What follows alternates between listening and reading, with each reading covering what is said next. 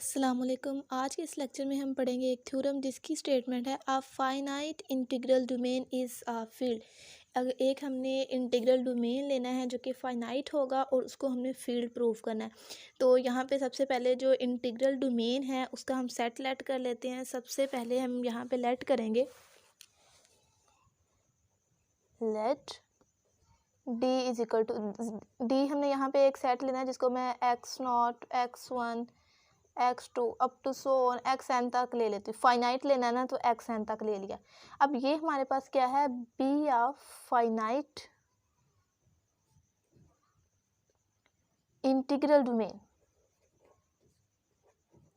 ये हमारे पास जो सेट हमने लिया है वो इंटीग्रल डोमेन में से लिया विथ x0 एज 0, x0 जिसकी फर्स्ट वैल्यू है वो 0 है and x1 as 1।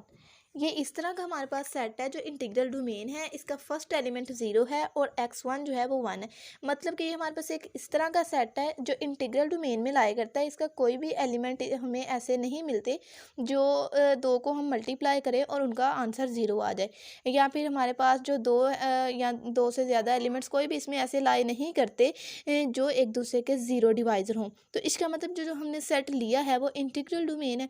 Integral domain इसी तरह से है कि हमारे पास फर्स्ट एलिमेंट 0 है, सेकंड एलिमेंट 1 है, इसी तरह up to so on 0 1 2 3 up to so on n तक हमारे पास ये एलिमेंट्स जा रहे हैं।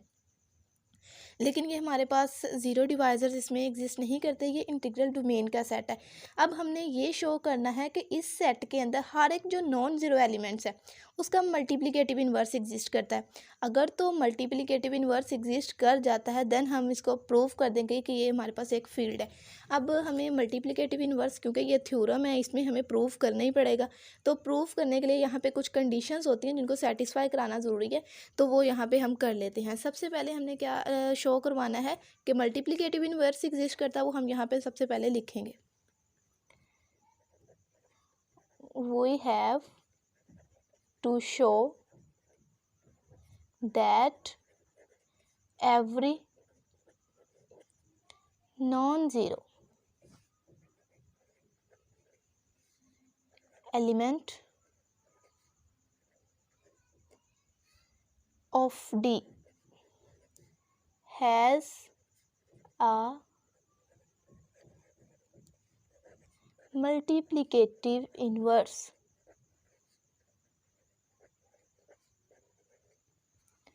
अब हमने यहाँ पे मल्टीप्लिकेटिव इन्वर्स एग्जिस्ट करना है तो हम यहाँ पे लेट कर लेते हैं कि जो एक्स आई एलिमेंट नॉन ज़ीरो है वो इस तरह के एक सेट को शो करता है कि अगर हम उसको डी से मल्टीप्लाई करें तो उस पर कोई इफ़ेक्ट नहीं आता, वो सेम डी के जैसा ही रहता है।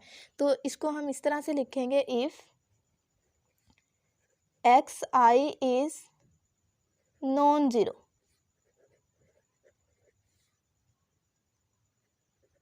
We show that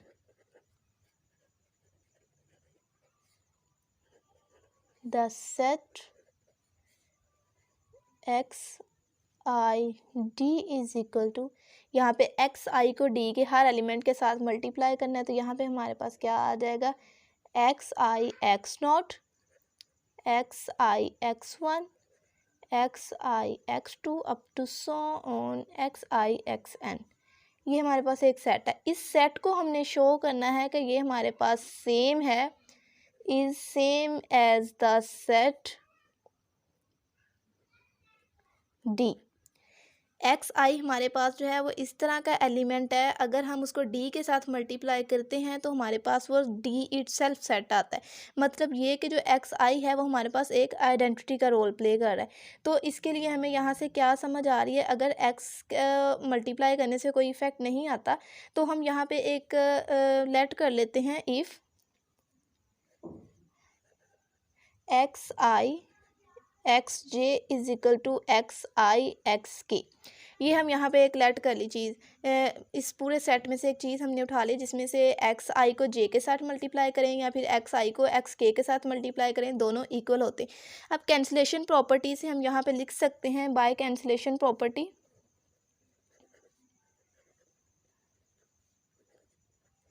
cancellation property से हमारे पास जो दोनों साइड्स पे एक्स आई है वो कैंसिल हो जाएगा, तो आंसर हमें क्या मिलेगा कि एक्स जे जो है वो एक्स के इक्वल है। अब यहाँ पे जे जो है वो भी कोई रियल नंबर होगा, के जो है वो भी रियल नंबर्स होगा। अब हमें पता है कि जो हमारे पास x I x not x I x one up to सोन एक्स आई एक्स एन तक सारे एलिमेंट्स है वो डिस्टिंक्ट थे, तो इसका मतलब ये हुआ कि जो एक्स आई डी हमारे पास है वो डी का सबसेट है। जब हमारे पास ये डी का सबसेट है तो जितने हमारे पास members x not i x I D के एलिमेंट्स हैं वो सारे के सारे डी में भी होंगे। तो यहाँ से हम लिख सकते हैं hence all the elements are distinct and X I D is a subset of D. यहाँ पे हम लिख सकते हैं hence all the elements of XID are distinct। सारे एलिमेंट्स डिस्टिंक्ट है और जो हमारे पास XID है वो हमारे पास है सबसेट है D का। जब सबसेट D का है तो यहाँ पे साथ ही साथ उसके क्या है with the same number. Same number के लिए क्या होता है जब नंबर ही सारे सेम आ जाए से नंबर ऑफ एलिमेंट्स, तो यहाँ पे हमारे पास जो एक्स आई डी है वो डी के इक्वल आ जाएगा। जब डी के इक्वल आ गया but then there is some elements x j such that x i dot x j जो हमने किया था वहाँ पे अगर एक्स आई डी जो है वो डी के इक्वल है तो वहाँ पे कुछ ना कुछ एलिमेंट्स इस तरह के भी होंगे कि अगर मैं यहाँ पे एक्स आई ले लेती हूँ उसको मैं एक्स जे के साथ मल्टीप्लाई करूँगी, कुछ एलिमेंट्स इस तरह के एग्जिस्ट करेंगे कि उसका जो आंसर है वो x1 आ जाएगा। एक्स आई हमारे पास एक एलिमेंट है और एक उस सेट में से एक्स जे एलिमेंट है, उसको जब हम मल्टीप्लाई करते हैं तो उसका आंसर जो है वो x1 के इक्वल आता है और x1 की वैल्यू हमारे पास क्या है 1 जो हमने स्टार्टिंग में ली थी।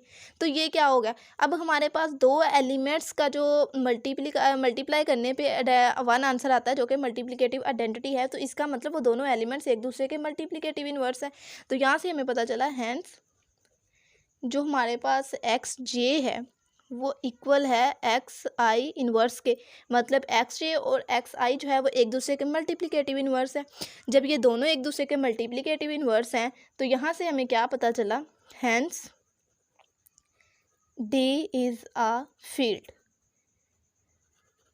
यही हमारी रिक्वायरमेंट थी कि अगर हमें इंटीग्रल डोमेन गिवन हो और उस सेट में हम ये प्रूव कर दें कि दो ऐसे एलिमेंट्स उसमें लाई करते हैं जो एक दूसरे के मल्टीप्लिकेटिव इनवर्स हैं, तो देन हमारे पास जो वो सेट होता है वो फील्ड हो जाता है और ये हमने इसमें प्रूव कर दिया। Hopeful you can understand. If any problem you can consult me through comments. Thank you. अल्लाह हाफिज़।